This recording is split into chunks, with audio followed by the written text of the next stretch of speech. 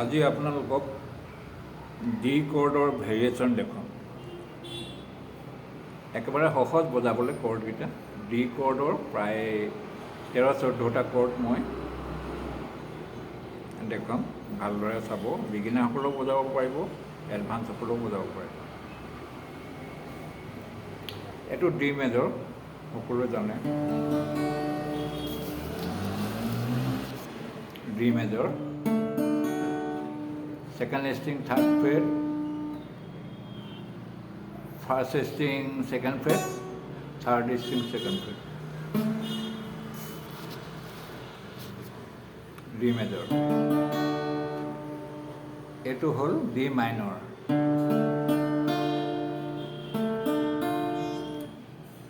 এইটো হ'ল D7.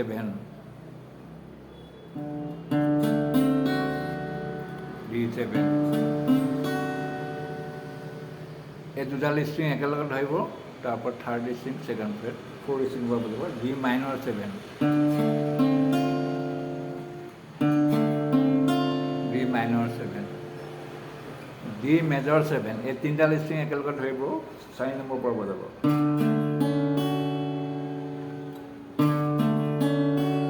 D major 7 আৰু D minor major 7।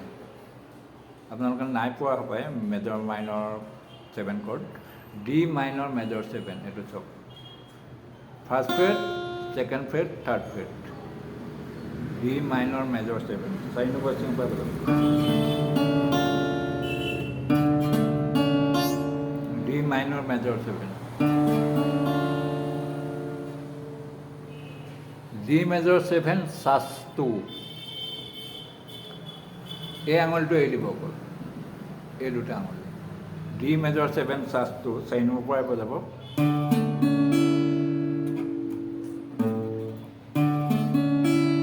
D major 7 sus 2। D major 6, এইটো ধৰিয়ে থাকিব, ছেকেণ্ড ষ্ট্ৰিংডাল এৰি ফাৰ্ষ্ট ষ্ট্ৰিঙত এইটো আঙুলি দিব। ছেকেণ্ড ষ্ট্ৰিং অ'পেন থাকিব, 4 নম্বৰ পৰাই বজাব। ডি 6 অৰ্থাৎ D major 6।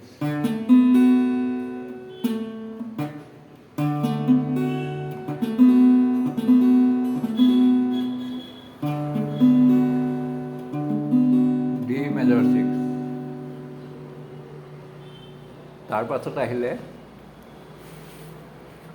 D major 13। D major 13, এই দুডাল ষ্ট্ৰিং একেলগে ধৰিব। তাৰপিছত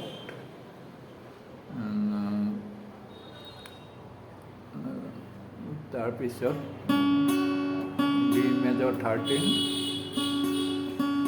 3 নম্বৰ আঙুলিটো থাৰ্ড ষ্ট্ৰিং ফ'ৰ্থ ফ্ৰেটত ধৰিব, 4 নম্বৰ পৰা বজাব। D major 13।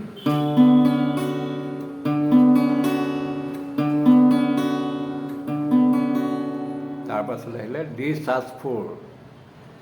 এইটো ডি, এইটো আঙুলি এৰি লিটল ফিংগাৰ দিব। ডি সাচ 4।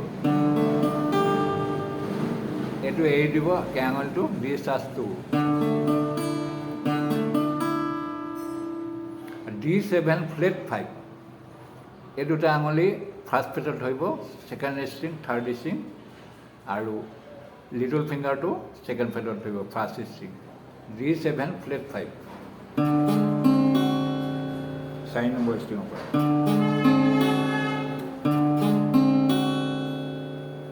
তাৰপিছত আহিলে ডি মাইনৰ 6।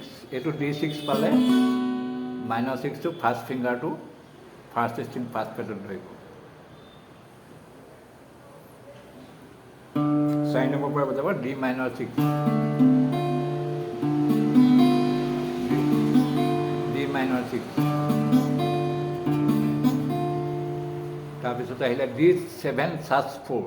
ডি 7 সাচ 4, একেবাৰে সহজ cord. Second string first freight, first string third freight, 4 number পৰা বজাব। এই 3 নম্বৰ 4 নম্বৰ ষ্ট্ৰিং অ'পেন থাকিব। ডি 7 সাছপেণ্ডেড 4।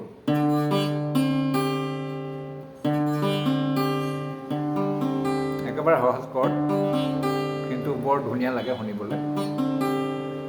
তাৰপাছত D 5, second string third freight, এইটো ডি মেজৰ, এইটো এৰি দিলে এইটো ডি 5 হ'ল।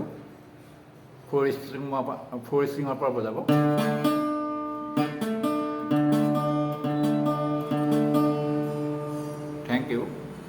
লেচনটো যদি ভাল পালে ছাবস্ক্ৰাইব কৰিব, কমেণ্ট কৰিব।